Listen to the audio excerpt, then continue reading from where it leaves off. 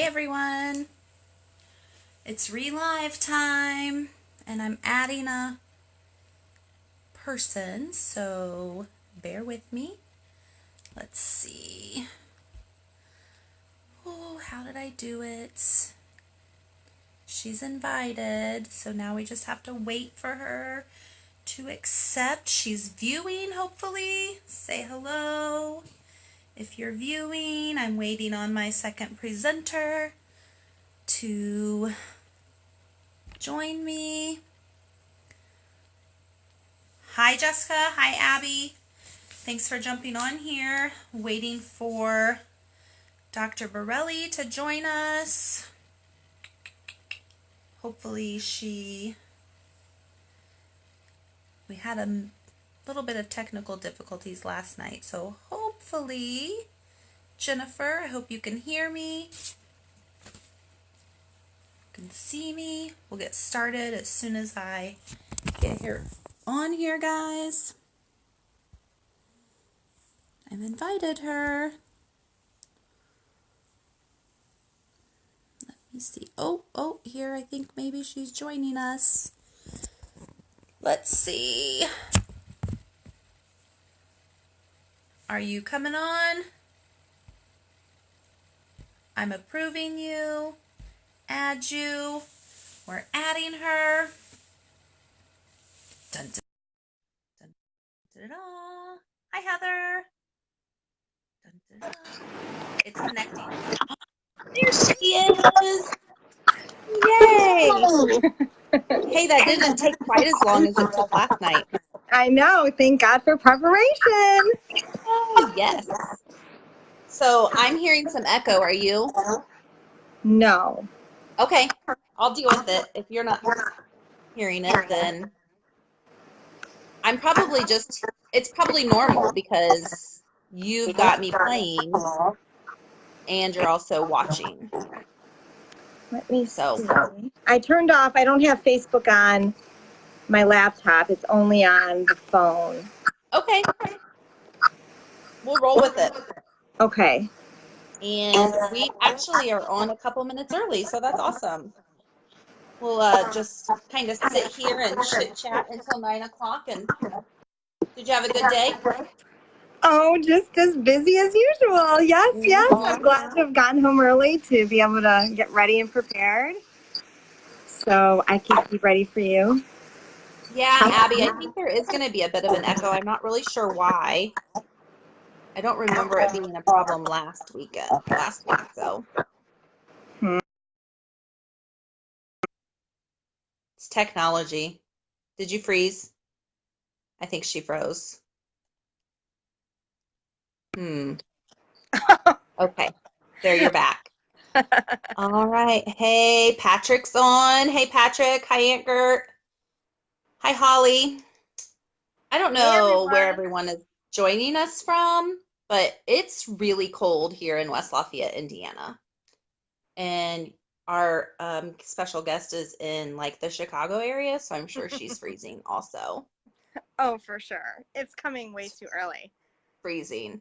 I am enjoying some hot tea tonight, and it's sweet and spicy, and it's delicious, you guys. If you've never tried it, then you should get it. Hey, the echo's gone. Woo-hoo. Let's not bring it back. That's all one right, way guys. to reduce stress, Rianne, is to drink hot tea. That is one Is method. it? All right. Well, we are going to talk about that tonight.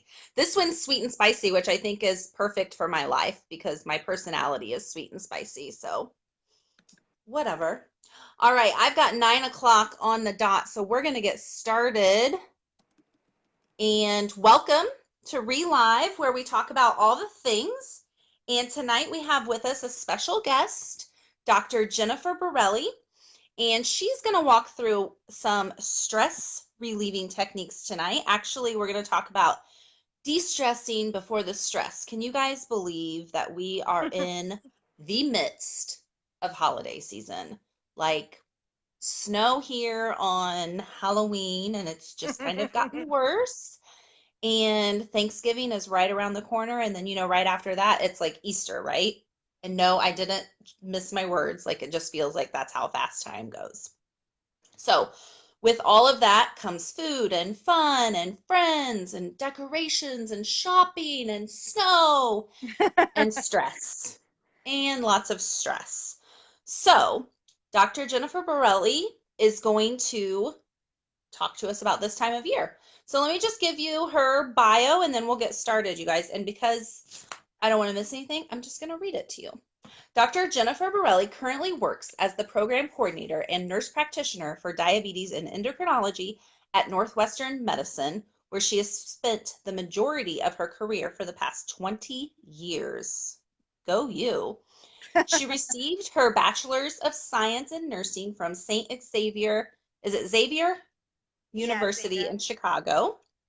Went on to earn her master's degree from acute care nurse practitioner program at Loyola University in Chicago and completed her doctorate degree, which is where I met her, in nursing with a public health focus from Purdue University just this past August. She's a proud member of Sigma Theta Tau Alpha Omicron chapter at Purdue University and believes that we never stop learning every day. She also promotes having work-life balance in order to maintain low stress levels on a daily basis to prevent acute and long-term health issues. She is continually finding ways to de-stress on the daily, but also recognizes that stress levels may increase at various points in the year for different people. She currently resides in Chicago, and 3 ways she likes to de-stress include playing and spending time with her dog Max, watching Dancing with the Stars, and practicing moves in the middle of her living room. Awesome. And she also likes to plan and take vacations, which she says she can do more of now since she's graduated from school. In fact, she thinks it's important to laugh every day to alleviate daily stress. So how about that, guys? Quite the bio. She's got a lot of information to share with us tonight. I really would like to encourage you guys to use the chat feature, and we'll be checking it for messages and questions and comments. And let's get the most out of the 40 minutes that we have with her tonight. So, Dr. Jennifer Borelli, I like to say that you earned that title. Still not used to it. Well, you better get used to it. And the only way to get used to it is by hearing it a lot, right? Okay, so before we dig in, I think it's really important that we define this word that kind of trips us all up, this word of stress.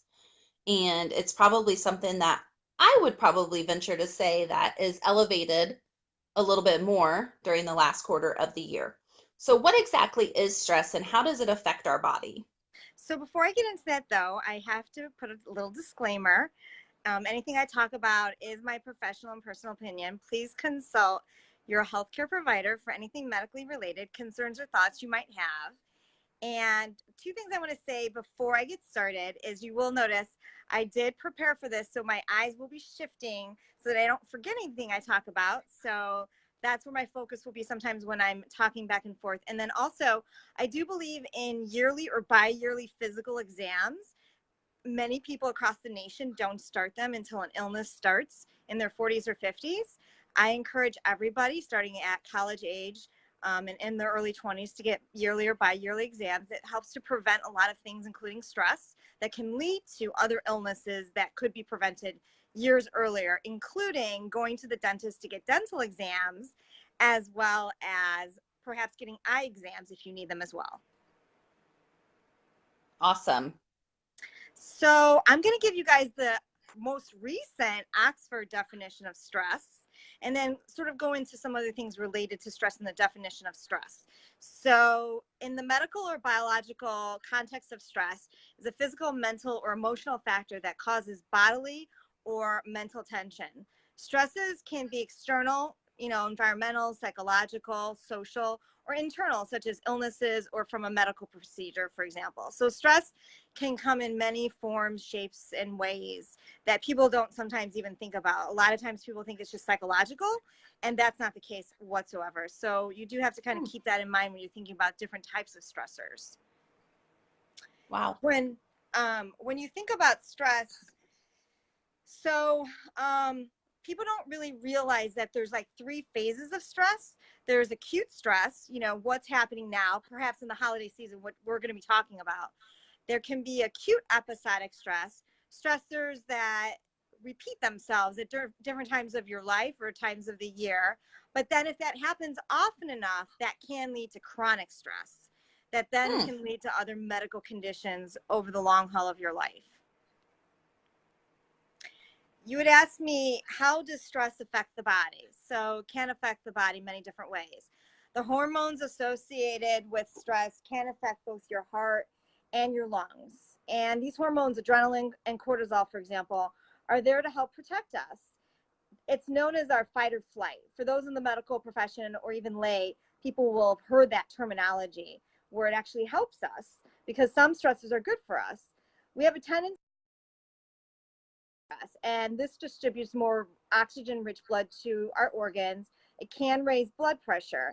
But if this happens too frequently, it can have devastating effects on your heart because your heart then works too hard, and that can lead to long-term issues. This can affect your sleep cycle, for example, at night, contributing to lack of sleep, of course. If you don't get enough sleep, your body can't repair itself, and this can lead to poor daily performance. Over time, if the body is under too much stress physically, mentally, or emotionally, it can have devastating effects. If you have too much stress, too little sleep, poor nutrition, possibly, lack of exercise due to exhaustion, stomach disturbances, side effects, and other medical conditions, if left untreated, that can lead to you being at risk for diabetes, heart disease, stroke, and other types of diseases or illnesses. Don't get me wrong, some stress is good, but negative stress for too long without proper coping mechanisms can have long-term devastating effects. Wow. So I'm going to stop you there for just a minute. You said some stress is good. I can't even imagine how is stress even good? When I hear the word stress, I automatically think like positive. So can you give us an example of how like some stress is good for you? So like if you get married, that's a great stress. That's a life event that Okay. people look forward to, is getting married, Okay.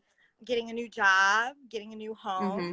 even Okay. though that can cause physical stress, mental stress about getting everything together. It is a positive stress that you are looking Okay. forward to something, for example. There are Sure. 10 actually like major life events that can lead to major stressors, but those would be some examples of positive ones. Okay. I see. I see. So there is such thing as chronic stress. So somebody is just stressed out all the time. Mm-hmm. Is that what that means? Yeah, so Wow. remember, so you can have acute episodic or chronic. Acute would be like holiday stress. So once in a while, maybe not every holiday season, but maybe some holiday seasons versus others, you're going through some stressors that maybe you wouldn't normally go through because maybe there's stuff going on at the office at work, or there's other personal endeavors. Maybe you just got married and who's hosting Thanksgiving this year? Is it going to be Right. you, or do you have to split your time between you and your partner's house, for Right. example? But if you have every season, say, for example, you lost a loved one and it was around this time of the year, that could become acute episodic stress that every time this year comes along, that renders those feelings of, oh my gosh, I now have to deal with this at that time of the year, or perhaps at someone's Mm-hmm. birthday, you know, and for example, someone dies and it's their birthday. So that would be like Mm-hmm. acute episodic. But then if Mm. you have multiple stressors all the time, or you're not coping well with different types of daily stressors, that can lead to chronic stress. Wow. So it's really important what I'm hearing to recognize that acute Episodic. episodic stress and get that under control so that it doesn't become chronic. So is chronic the time where where you can really do damage on your body, or can you do damage with just acute, that other word that I Episodic. can't say? So with acute phases, as long as it's a short duration, you know, it's kind of a liken to various work environments I've been in. For example, I used to work in nuclear medicine, and Mm-hmm. my friends and family would say to me, "Oh my gosh, aren't you afraid of being around radioactive material?" And Right. and I said, "Oh, well, our physicist tells us it's good because it gets our cells moving and jumping, because you're in an unusual circumstance being exposed to radioactive material. So your cells sort of go in this fight or flight. So acute stress is okay, but when it's acute, episodic, or repetitive, that's when it starts to break down on the body. And it creeps Okay. up in little ways that you may not recognize. And so that's why it's important to go to those yearly or bi-yearly physical exams, because if you don't recognize it, maybe your provider will through conversation and discussion and a physical exam. So what would be some of those things that maybe your provider would recognize, like a sudden increase in your blood pressure, I'm guessing is probably one. What Yeah, are some other things? Heart rate? like a high, resting heart rate, high blood pressure. If they draw your lab work and they notice that your glucose, your blood sugar is high, they could perhaps then run other tests to maybe detect underlying pre-diabetes or diabetes, for example. So they can run other lab tests, diagnostic tests, aside from talking with you, to put together the clinical picture to identify if there's other things going on. Interesting. Okay, guys, so you heard it from the doctor's mouth. Like, make sure you're going to the doctor at least once a year to get even if like you feel fine, I guess, like there might be things going on that and I would imagine too, if you're someone with chronic stress and it's kind of creeped in over your life, maybe you don't even realize that you're under stress because this is just how I am all the time. For sure. And most Would you? people Yeah. don't go unless they've got something wrong. That's when they Right. think they're supposed to go. But I'm of the belief of prevention, Right. preparation is key. Just like we did with the video last night. We worked out our kinks and here we are tonight. Absolutely. Absolutely. Awesome. Well, thank you for that definition. I definitely didn't realize there were 3 different levels of stress. So let's talk about then how stress differs from this holiday chaos idea or the wintertime blues, and what are those items? Before I go into that, I just wanted to talk about just briefly, which I sort of thought about today actually, that I hadn't originally thought about bringing in, but I wanted to bring Okay. in those 10 life stressor events that may happen around this time or may not. Okay. So, sort of think about that. So if friends or family identify you're going under stress, then maybe they can help support you during that time. So those 10 events include the death of a spouse, Okay. going through divorce or a marriage separation. If someone gets imprisoned in prison, unfortunately. Death of a close family member. Marriage, which was a positive one. Marriage reconciliation. Oh, wow. Okay. Which, I didn't actually think about that one. I knew some of the others, but I didn't know about that one. Job loss, which of course, I think people know about that. Retirement. I was surprised. Retirement. Oh, wow. I didn't think about retirement. Yeah, I guess, but it does bring along some different stressors or different things in your life that you have to figure out. So yeah. And then the last one was injury or illness, which, that's an obvious one. Sure. Okay. You could think about. So those were 10 stressors that can happen in your life, 10 life events. Okay. Yeah. Good to know. Yeah. So let's first talk about wintertime blues. So even in my own research, as I was looking at it, I had my own thoughts about what I thought it was. It's actually much more serious than people actually realize. You might think of wintertime blues as, it's the time of the year, maybe you've moved to a new location, you don't have family or friends, maybe you're sad because you're not with your family, or maybe you've just gained a new job, but you don't know anybody, so you feel sort of isolated, and it's the holiday season, and you don't really know what to do with those feelings. You don't have many family members around, maybe because you're older, maybe a lot of them have passed on. But this is actually, wintertime blues is actually something called seasonal affective disorder. It's actually considered a psychiatric mental disorder according to American Psychological Association. Oh, wow. So it borders on depression. It actually kind of sort of precedes depression. So this is important because it can happen seasonally, sort of like acute episodically, seasonally, like fall, winter, especially those of us that live further away from the equator, like us, in Indiana, it's darker earlier, Right. you know? So because of that, unfortunately, we're at risk because we're getting less vitamin D. We're not outside in the sunshine. So that's Mm-hmm. one risk factor. Right. And then disorder, people that are afflicted by this can have increased melatonin, which is a brain chemical that actually promotes sleep, meaning people sleep more during this time. Ooh, okay. And they Hmm. also have decreased serotonin, which leads to these, clinical signs of depressive like symptoms as well. Mm-hmm. And then, of course, the vitamin D deficiency, which, by the way, vitamin D is not really a vitamin, it's a hormone. And which I'll get Hmm. to shortly. I just thought I'd throw that in there. I'll get to that in a tiny bit. But let me just go through. I don't want to lose my list here. So with regards to this, there are symptoms that actually afflict both wintertime blues, which is seasonal affective disorder, and depression, meaning the symptoms overlap, but Mm-hmm. it's how you differentiate between the two that might be one or the other, and then what do you do about that? Okay.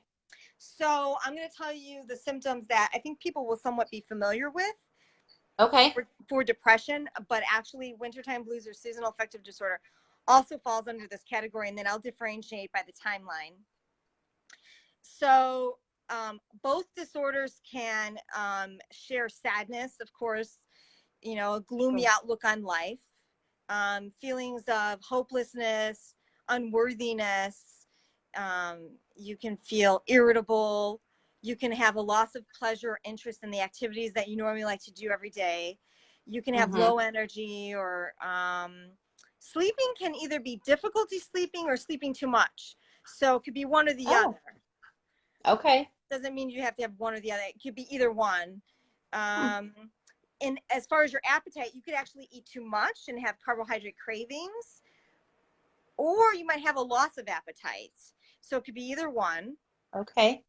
And then you can't concentrate. And then unfortunately, you might have feelings of suicide, might come into play where you may not want to, sort of exist anymore. And so that's when it Mm-hmm. really starts to get to, to the severe stages. Mm-hmm. But with the two, so the seasonal affective disorder obviously, happens fall, winter, and that season can be Right. long. It can be long. Um, and then you've got depression. If you have 5 or more of those symptoms that I mentioned, Oh, 5 or more, and it lasts for 2 weeks or longer, okay. it may be actually clinical depression. So So then, 5 and 2, guys. 5 or more of those symptoms, and they last for 2 weeks. It could possibly be depression, and that's when you probably need to really seek some help. Would you agree? yes. And the thing is that I would say, regardless, you need to seek help either way, because if the seasonal affective disorder is happening for the first time, and it could potentially happen the entire season, that's of course going to last longer than 2 weeks. So how do you differentiate between depression Sure. and seasonal affective disorder? Now, if it happens repetitively and you've already been to the doctor and then it clears up for spring and summer, then you know it's going to be seasonal affective disorder. But the treatments might overlap or be the same. So that's why, regardless, you should be seeking help with your provider to figure this out together. Absolutely. Absolutely. That's very helpful. Thank you for sharing that. Yeah, it's I've seen a lot of patients and a lot of people who've dealt with this, and it can cause a lot of stress, obviously, Mm-hmm. um, and can be quite debilitating, either one of them. And life is so good. We're so lucky to be on this earth and to Right. be living and being able to like help people and change the world in some small way. Mm-hmm. And when people feel this way, life changing and debilitating, that you don't want to even exist. So if people can recognize the signs, family and friends, to help that person, the Mm-hmm. more information we can bring to them, the better. Then we can seek help and hopefully get them the treatment that they need. Right. Definitely. So those were things you just talked about, wintertime blues and that seasonal affective disorder. Mm-hmm. And then where does the holiday chaos, like, is Is that something completely different, or is that just kind of that at this time of year? So I'll get into the holiday chaos. I sort of differentiated that a little bit differently. Okay. So I'll get into that in a minute. And also, please keep me on track on time. I recognize all my windows that are open. I cannot see the time. So I want to make sure I'm giving the appropriate time for each topic the right way, because I don't have a time in front of me, a clock. We are at 9:20, just so Oh, you great. know. Okay, We're doing perfect. good. Okay. So to go into the treatment for the wintertime blues, seasonal affective disorder, and clinical depression, they overlap. Um, One of the things, and this is really good for anybody, honestly, they don't even have to suffer from this. I actually learned about this from some friends of mine a couple of years ago, but light therapy, especially in the winter when it's so dark and it stays dark for so long that, we're not out in the sun where we're, absorbing vitamin D. So in the house, we have these bulbs, we have our lights on and so forth, but light therapy is actually stronger than that. And it actually emits rays that are similar to the sun that can actually bring out and absorb vitamin D, so that the vitamin D, which actually is a hormone, so we can actually absorb that into our body and actually get Mm-hmm. the benefit of that calcium absorption, as well as the development that the vitamin D helps with our bones and teeth on a daily basis when we're out in the sun for 20 minutes or longer. Mm-hmm. But in the winter, we don't have access to that, because usually we go to work in the dark and we come home in the dark. Right. Right. Is this the red light therapy I've heard about? I've not heard about it saying red light, but light Okay. therapy. Have you heard something similar called red light therapy? I wouldn't know if it was similar or not. I've just heard of red light therapy. So then this light therapy, is that something like, can I buy a light on Amazon, or do I need to go to the doctor, or Oh, what no. is this? No, people will research it differently. So you can always talk to your provider about it. Mm-hmm. Yeah, you can research online, but I would, sort of gain some, opinions from friends and colleagues, and also do research online, because the strength of the bulbs is stronger than a regular light bulb that we use in our home. So Okay. it does need to be researched a little bit. Okay. But I've noticed when I started looking at it last year, I noticed some of the stores will advertise it as such, light Okay. therapy for XYZ. So sometimes they Hmm. label it as such, and that it's just stronger light that is Okay. different than our regular light bulbs. Interesting. That's a good takeaway for us. Thank you. You're welcome. Um, and then the other couple of things, medication, of course, and talk therapy, that both seasonal affective disorder and depression can also be utilized for treatment therapy as well. But again, you have to go to your provider to sort of, Right. communicate and talk about that as well. I did want to give a couple of phone numbers. I'm going to be able to provide you with a website to go on your web link for grief counseling for Oh, great. people dealing, with loss of loved ones, or just different things, Mm-hmm. even Mm-hmm. neurological disorders like dementia and other family members that might Mm-hmm. be suffering from that. But there is a suicide prevention hotline that I Mm-hmm. wanted to give the phone number for. So in case anybody needs to call, they'll have it at, hand's reach. Yeah, So, absolutely. And Jennifer, at the end, we can also put these in the comments so people will have them if they oh, didn't great. jot them down. So the suicide prevention hotline nationally is 1-800-273-8255. Okay. And then I'll give you the link for the grief and community resources. I just saw, actually, one of my friends commented online, she lost sound. Have you seen anybody talk about that? Um, no, I can still hear you. Can everybody else hear? Can everybody let us know? Because my friend lost sound who's trying to Yeah. listen.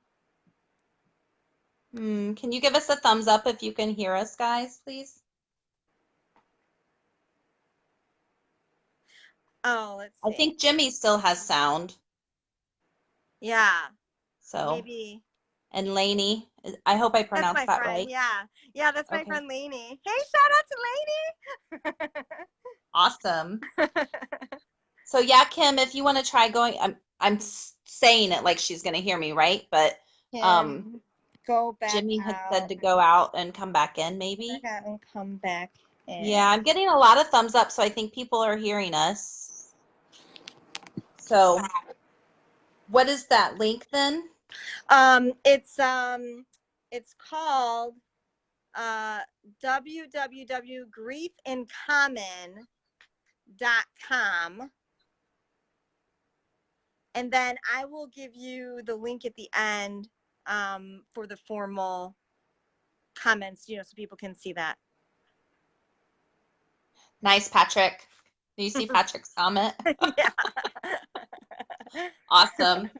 I think one thing too that it's really important to talk about. I had Dr. Kersey. Do you remember Dr. Kersey Mm-hmm. at the School of Nursing? She was on the beginning of September, I think it was Suicide Awareness Month, September or October, I can't remember. And we talked about suicide prevention and awareness. And one of the things that we really wanted people to understand was that it's okay to talk about your feelings and it's okay to say, I need help, and that it's really important to be an advocate for yourself. So I think Mm-hmm. that those are things like there are resources out there for you. It's okay to use them. And I know sometimes we feel like if I'm feeling this way, excuse me, I'm broken or I'm Mm-hmm. flawed. And we all go through times like this. So it's okay. It's totally okay. And the more we talk about it, the more people will feel comfortable. And sometimes we don't want to talk about these things with our friends and family. And that's what those hotlines are for. They're for people to Mm-hmm. be able to talk to strangers where they don't have some sort of resource or obligation to feel or act a certain way. They can just be themselves and can talk to somebody who can be a professional and really lend a proper and professional ear to Mm-hmm. help them. Absolutely. Absolutely. So thank you for sharing those two items with us. That's really helpful. Yeah. And so you were asking me before, how do I differentiate that between holiday chaos? Right. So this is sort of, my go-to. I've dealt with a lot of things, the past 20 years with the holidays. We all have, Right. personally, with family and friends, and then the Hmm. work environment, Yes. you know, All the things, everything, all the everything. things. That one family member that you only see this time of year, and it's like, oh my gosh, not that I have any family members like that. For whoever is watching, I've just heard stories. Right, right. Me too. Me too. Right. I don't know anybody like that. No, but Right. I wanted to sort of give some tips to people because I don't know if other people struggle like this, with Hmm. personal and professional obligations around the holidays. Right. Or expectations. Yeah. Yeah, and things are Yeah. expensive. And things cost so much money now, you know. Right. My And 8-year-old has not figured that out yet. I right. just don't understand why I can't have it, Mom. Right. No, which is Right. actually going to be precipitous to saying no here shortly. Absolutely. Just no. Absolutely. No means no. No means no. That's Yeah. right. So for professional holiday chaos, I kind of divided it up into office parties, for example. And what do? Do you give gifts to coworkers? Do you give them to bosses? Do bosses give them to you? Like, what is Right. the expectation for gift giving? And what happens when you have a huge department? I mean, the Hmm. gifts can go on and on and on, Right. And then right? somebody gives you a gift and you weren't planning on getting them a gift. And now you're like, oh my gosh, now I have to get them a gift. And what do I do? And you tell people, like, don't buy me a gift because I don't buy gifts. And then they still buy you a gift, right? Like, Right. it's so stressful. There's that It word, is. stressful. It is Yeah. stressful. I mean, I'm already starting to think about it. I'm like, oh my gosh. Hmm. So I talked to my coworkers at work and we came up with a plan, which I'm going to keep that private because it's for a work situation, but I'm going to give some examples for what we start doing. But preparation is key. When it comes to the holidays, you know, I like to pride myself on preparation. I think I do have some type B personality where I can be laid back and spontaneous and things like that. But for me, preparation has always been key, and people will laugh and people joke about it with me, but I'm always trying to prepare ahead of time. Even though it might seem like I'm waiting till the last minute to get things done, I'm always constantly thinking, even though it may not seem like it. Right. But I'm always thinking ahead. And so we actually tackled this at work probably about a month ago, because we started thinking about that, because our departments are getting so big now. I mean, the gift giving can just be ongoing. And Mm-hmm. you know, I mean, we have to have money for retirement. We have to have money to be able to pay for resources at home, you know, so Right. we have to be mindful about how much money we're spending on a daily basis. And so, Mm-hmm. and sometimes, you know, it's not the money that's so important, but it's the experiences you have with people that sometimes means so much more than Yes. $100 gift card or something that you give Yes. somebody, you know, you can't Mm-hmm. take the place of a memory that you share with somebody, you know, that might only Right. cost $20 or something, you know. Right. It's those memories that Absolutely. are so important. But so the options that you have for gifts for coworkers and bosses, first of all, you have to do what feels right for you. So, you know, if that means giving a gift to one person and not giving it to another, it's okay. You have to do what you feel is right. And you shouldn't Mm-hmm. feel obligated just because you gave one person a gift that you have to give somebody else a gift. You know, this is coming from Mm-hmm. your heart. So you have to feel good about it. You can't feel forced into something that doesn't feel Mm-hmm. right. So I think Yeah, that's but one. how do you get to that point? You know what I mean? Because I'm very much that person. Like, I don't want anybody to be left out. And oh my gosh, if I give her a gift, then she's gonna see that I gave her a gift and I didn't give her a gift, and then she's gonna have her feelings hurt. Well, so I say for gift giving, you should give gifts privately. Like if Mm, that happens, then you should give them privately. But to avoid those things, one suggestion would be is if you have a team of individuals you're working with, and you know you're someone who's used to giving one gift or two gifts, whatever, I would say give a group gift, give a food basket, you know, bring in okay, breakfast, bring in that's a good lunch, idea. so that you're giving it to the team, and then you don't feel obligated that if you give one person a gift and not the other person, now you're not, you know, including everybody. Right. That's That's one a really way good idea.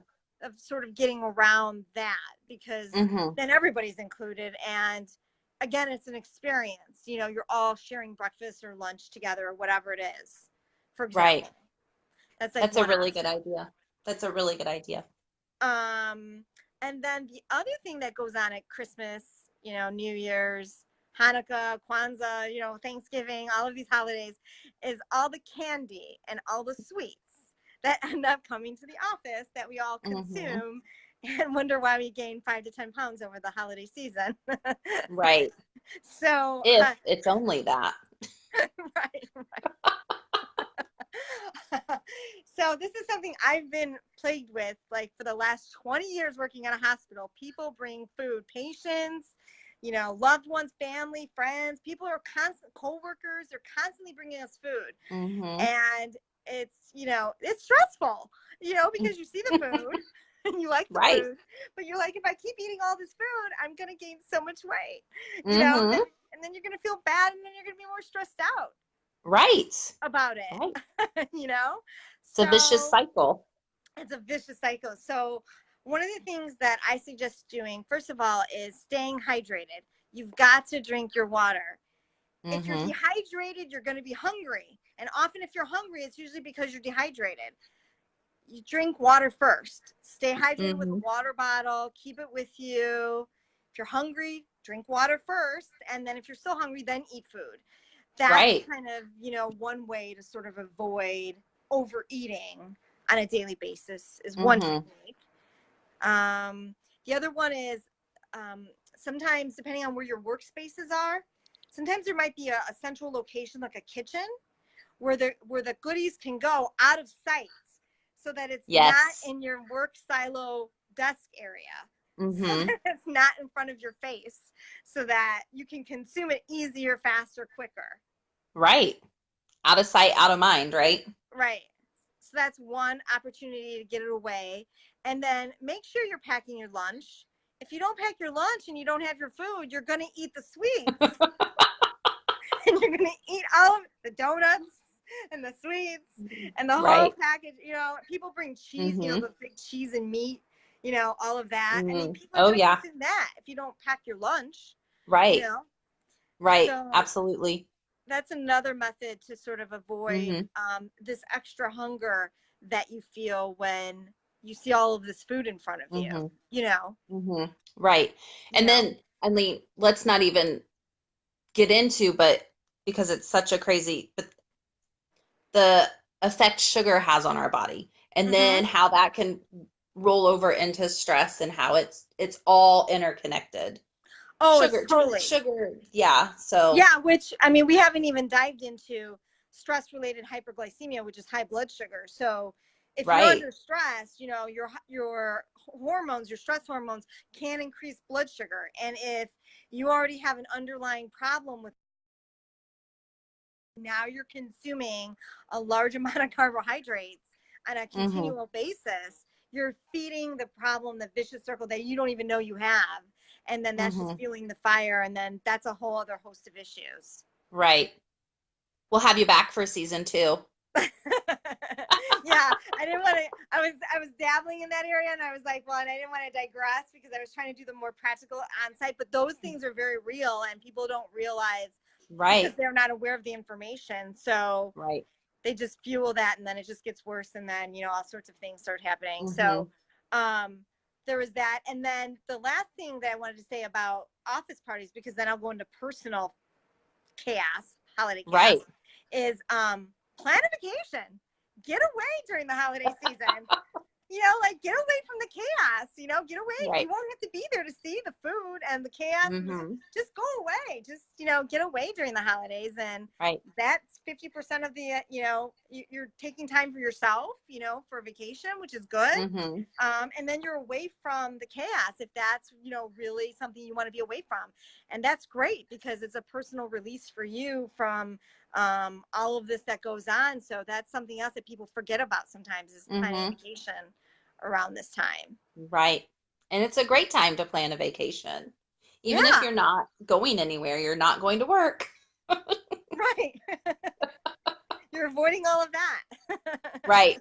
Absolutely. So let's talk about personal holiday chaos and what that looks like. So, who is hosting the party? So, we've got Thanksgiving, we've got Hanukkah, we've got Christmas Eve, we've got Christmas Day, we've got New Year's Eve, we've got New Year's Day, we've got a lot of family members, got a lot of people love us, that we Mm-hmm. love.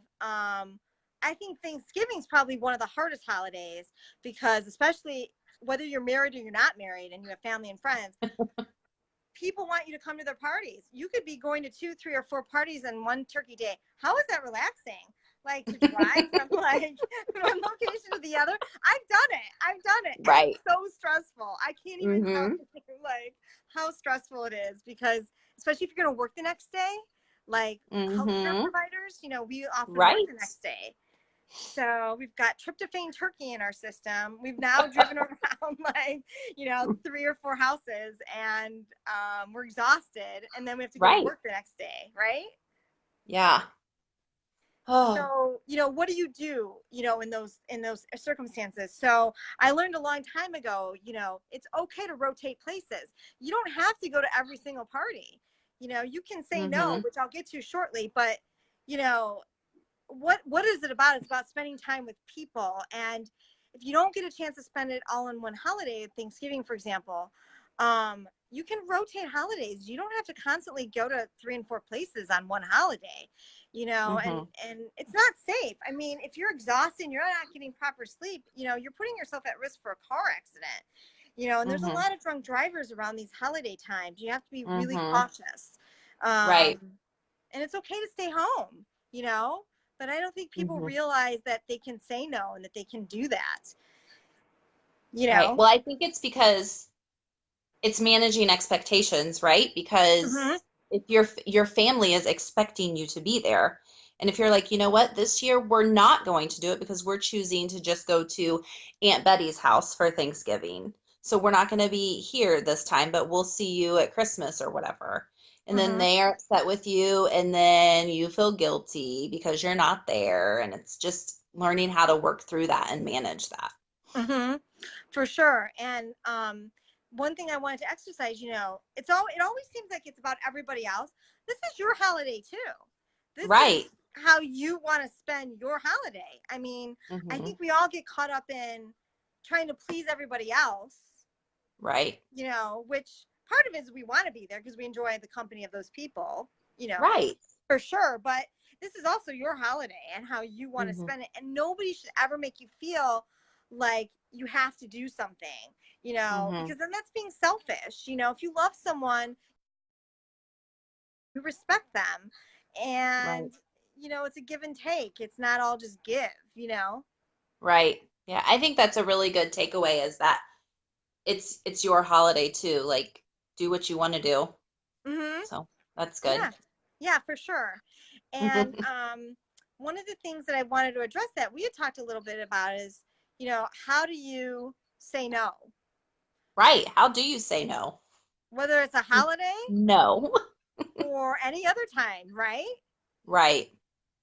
Our parents used to tell us no, right? When we were kids, like your little guy, you Right. tell him no, right? It's so easy as parents. We can do that. And the reason parents are able to do it is because it's a protective mechanism to protect that child, because we know if they do X, Y, Z, it may not be good for them. Hmm. Which is why parents say no, whether they recognize Hmm. it, or not as that. But often it doesn't lead us into adulthood. Somehow, some way, as we lead into adulthood, all we ever do is say yes, Right. yes, yes, yes, maybe not everybody. I mean, I know I'm guilty of it. I try to say yes a lot.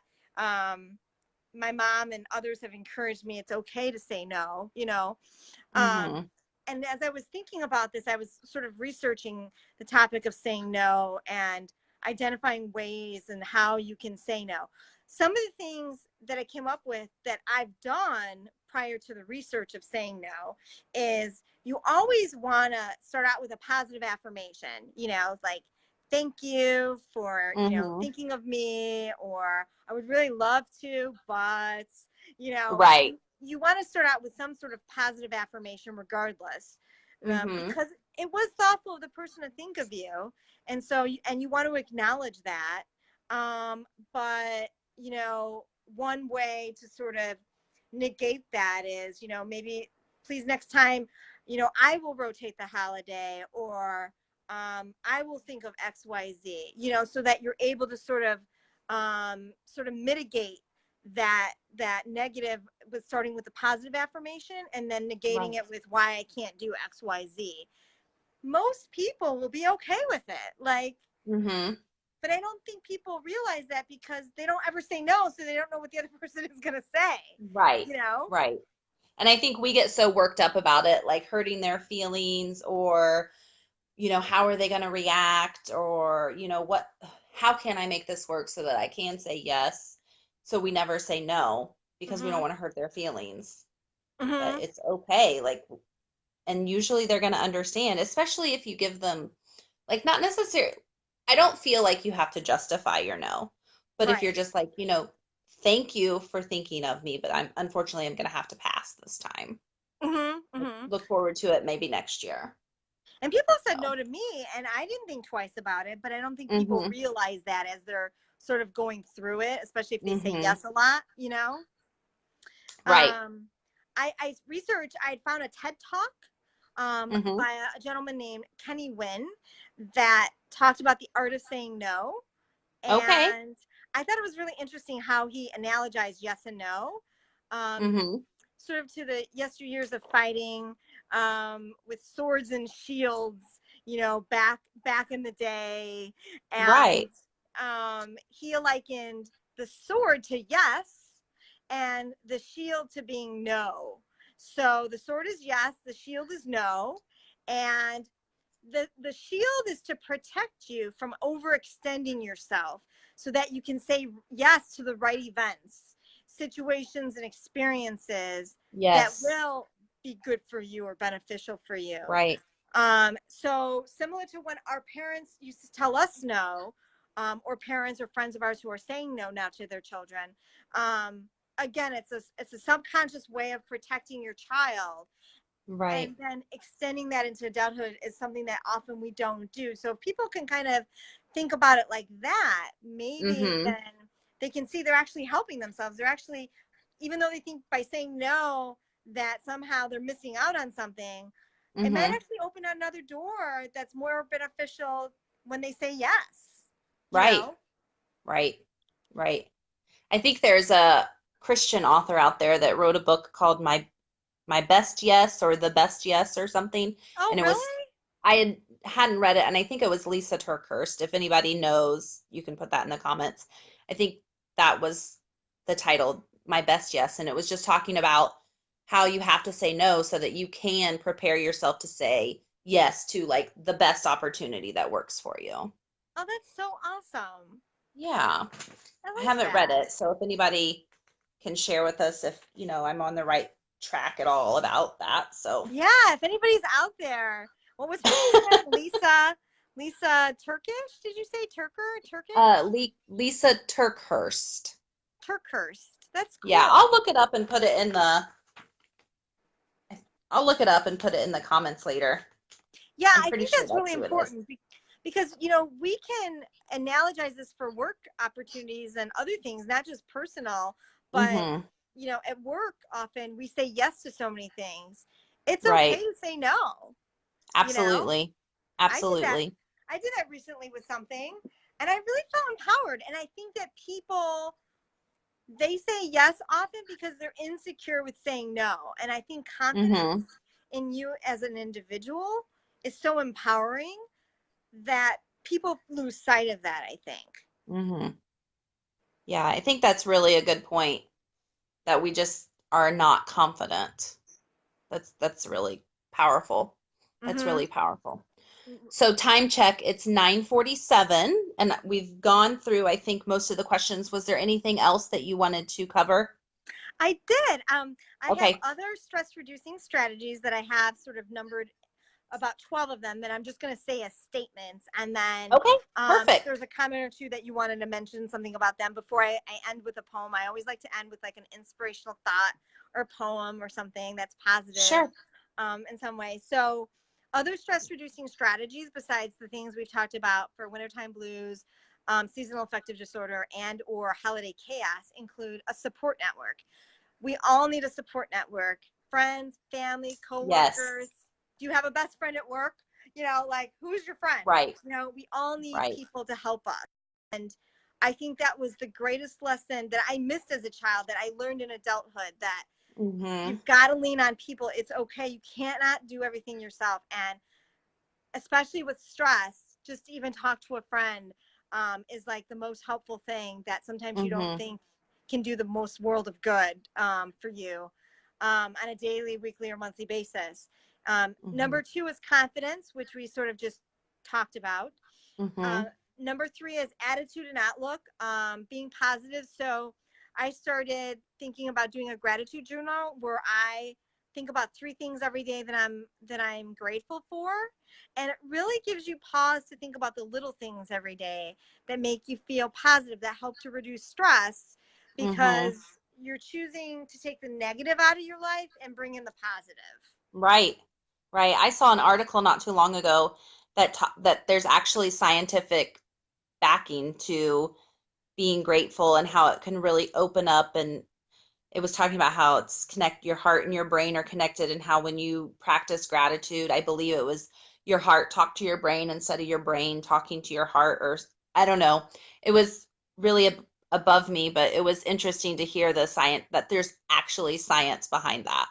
Yeah, and there is, and I think if we had more time, we could probably go into that. But yeah, there is definitely a mind-body Mhm. connection with that, and a lot of people don't realize that about stress, that it can Mhm. have those devastating physical effects if it's too much negative stress on you, Right. you know, Right. chronically. And another real quick point about that, I always get like caught up in the details of the gratitude journal. Like I think it has to be like this huge grateful thing that I need to write down, when really it can be like today, like I was pulling out of the garage and I was like, I am so thankful I have a garage today, Yeah, because totally. it can be something as simple as that. It doesn't have to be this amazing, you know, Nobel Peace Prize winning Right. statement. So, Yeah, totally. Um, and then number four is dealing with emotions, not not addressing them, Mm-hmm. like if you don't want to address them with people, address them with somebody you don't know, if Mm-hmm. that's better for you. But address them. Don't push them under the carpet, because I think when people do Mm-hmm. that, that's when things fester and build up over time, that will lead to those physical debilitating effects that will eventually um, result in other illnesses, unfortunately, that can't be reversed once Right. it sort of starts that cascade of events. Mm-hmm. And then number 5 is preparation, the type A Yes. personalities. Preparation is key. That's right. Um, and then number 6 is get active, exercise, activity. The language has changed. Some people don't like to refer to it as exercise, activity, but do something, get moving, you know, Mm-hmm. even if it's at a mall walking, it doesn't have to be this long-winded, I'm doing a 5K walk, run, like it doesn't Right. have to be this big thing. You can walk 15 minutes a day and just do something, or park a little bit further out in the parking lot, even if it's cold, Mm-hmm. because cold weather does burn calories. Cold existence actually burns more calories, and it gets you moving as well. So Mm-hmm. that's another way. And then number 7 is connections with others, even if it's not your support network, but just connecting with people on a daily basis in Mm-hmm. some form or fashion can reduce stress. And then number 8, engage your senses. I like to use aromatherapy. There's lots of Mm. different oils and different things out there that can lead to decreasing stress and provide calming to Mm-hmm. you, on a daily basis. Yes. Um, Number 9 is relaxation, using meditation, yoga, or massages to sort of help de-stress you Mm-hmm. at this time, and really throughout the entire year. It's Mm-hmm. not, isolated to the holidays. And then Right. healthy And nutrition. Oh, go ahead. I wanted to say that I just started yoga about 6 or 7 weeks ago, How do you like and it's it? amazing. It's Yeah. amazing. I will say the first day it was horrible. I hated it. But then I was looking forward to it later. So, and now I'm addicted. So, you guys, I had a really bad attitude about it. So, if you do also, you might give it a try. And That's it's really awesome. helped. And I there's so love many it. yogas. There's so many different Oh, types of yoga. yeah, I'm doing hot yoga. Oh my gosh. Yeah. You are the So, bomb. and so it actually is a twofold because it's the yoga, relaxation stuff, but then there's so many amazing people I've met. So I'm building like a community, a support network. It's really great. So, That is so awesome. yeah, I like Um, it. and then sleep, getting 6 to 7 hours a night. I cannot emphasize sleep, sleep, sleep, because I definitely have lack of sleep. I'll be the first to admit it. Mm-hmm. But sleep over the course of your life, sleep helps to repair your body, at Right. night, your cells Right. repair. And if you don't get enough sleep, if you get less than 6 to 7 hours of sleep a night, you might have an underlying sleeping disorder, first of all. And that's, again, why you should be going to your provider to get physical exams. But besides all of that, if you don't get enough sleep, it can actually play havoc on your pancreas that secretes the Mm. hormone insulin, that builds up resistance, that can contribute as a risk factor to causing prediabetes or diabetes long term. Whoa, it's all So connected. it is. It's all connected. So sleep It's is all essential. connected. Not to mention, it's just great to feel refreshed. On a So daily you said basis. 6 to 7 hours. It's So at least, dropped. It used to be like 8, right? yes, yeah, yeah. They did do some research. They now say like 6 to 7 is okay, but less Hmm. than that is problematic for sure. Okay. I I'm don't. like a 9 to 10 kind of girl. Me too. Although, Interesting. although during the week it's kind of hard, but yeah, the weekends are great Right. for that. Yeah. Right. And And then then yeah, go ahead. there was one right after the relaxation that I think we kind of cut off a little bit. That was healthy nutrition, or it Oh was. yeah, healthy nutrition, making sure that you're eating healthy as a majority of the time, and that any type of Mm-hmm. high carbohydrate, sweet Mm-hmm. induced sweet tooth, especially at the holidays, is done in Absolutely. moderation. You know, Absolutely. Right. and if you That's want to true. choose chocolate, choose dark chocolate over milk chocolate, because dark chocolate Mm-hmm. actually has beneficial effects, Mm-hmm. similar to red wine versus white wine that people will discuss. Right. And then it is okay to indulge in something you like, hot tea and honey, hot chocolate, a little bit of dark Mm-hmm. chocolate. It's okay to do that. That is stress relieving too, even though it's something sweet, but you can indulge in something every now and again. Right. You know, Right. it's okay to do that, you Yeah, I know? definitely think moderation is the key, right? Yeah, no, moderation is definitely the key because otherwise you feel like you're depriving yourself, and I Mm-hmm. don't want to be the police officer that deprives you of something fun, like that, because you Right. look forward to something like that. Absolutely. Um, Absolutely. so, you know, and that's sort of all I have for the moment, besides the poem, Okay. of course. But that's sort of the other takeaways for stress reducing strategies that I wanted to sort of go over, just generally Yeah. speaking. Absolutely. I think those are some really great strategies, and I hope that we were able to help our viewers maybe get through the holiday with a little less stress this year. So Yeah. thank you. Thank you so much for joining us tonight. I really appreciate it. Yeah, you're welcome. It's been a lot of Um, fun. yeah, me too. I have a poem. I don't know. Do we have time? Yeah, go ahead. I mean, if people aren't watching now, they'll catch the replay. It's totally fine. Okay, cool. So Robert Frost is one of my favorite authors, and I chose this because often we're afraid to sort of go our own way. We always feel like we have to sort of follow, the crowd, right? And it's Right. okay to be your own person. And Mm-hmm. Robert Frost's poem "The Road Not Taken" sort of lends itself to that. So I wanted Mm-hmm. to just sort of end with that, just so that someone or people can sort of end on a positive affirmation, and just kind of give them food for thought to always be thinking, you know. Yes. So the road not taken. So two roads diverge in a yellow wood, and sorry I could not travel both. And be one traveler long I stood, and looked down one as far as I could, to where it bent in the undergrowth. Then took the other as just as fair, and having perhaps the better claim, because it was grassy and wanted wear, though as for that the passing there had worn them really about the same. And both that morning equally lay, and leaves no step had trodden black. Oh, I kept the first for another day, yet knowing how way leads on to way, I doubted if I should ever come back. I shall be telling this with a sigh, some were ages and ages hence. Two roads diverge in a wood, and I took the one less traveled by, and that has made all the difference. Awesome. Awesome. Thank you. You're Can we welcome. give Dr. Borelli a shout out? Like, yay. Thank you for all of the information. I think I was watching the comments as you were talking, and people really were enjoying the information that you provided tonight. I think it's been really helpful.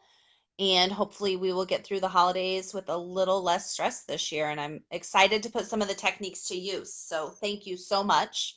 Thank Thank you. you Thank so you. much for having me and Oh, asking me yes, to of share a little course. bit of info with Yes, of everyone. course. And to everyone watching, thank you for joining in to Relive. I do this every Tuesday night at 9 p.m. Eastern Standard Time. Next week, I have a guest. We'll actually have a guest in the studio next to me. So I'm super excited about that because it's been 2 weeks now that I've been doing this live, which I love the technology piece, but I also love having someone sit next to me. So next week, we're going to kind of on the same topic, stress. Next week, we're going to talk about anxiety and how that wreaks havoc on you Oh, also. yes, So, yes. so yeah, that is going to be a really good topic. So I always make these videos public, so you should be able to go to my page and see them, even if we are not friends on Facebook. So thank you guys so much for watching. I'm going to end the video. Thank you, Jennifer. I really appreciate it. And if I, you're watching and it wasn't live, if you'll hashtag replay just so I can keep track of who's watching, I would so appreciate it, guys. and make sure you keep watching her. She is fantastic. She's going to be on television one day, and you heard it That's here right. That's first. right. If anybody has any connections, hook a That's girl up. right. So Don't be shy. Don't be that's shy, right. people. That's right. Come on. Speak Yeah, it's awesome. I've got lots to say.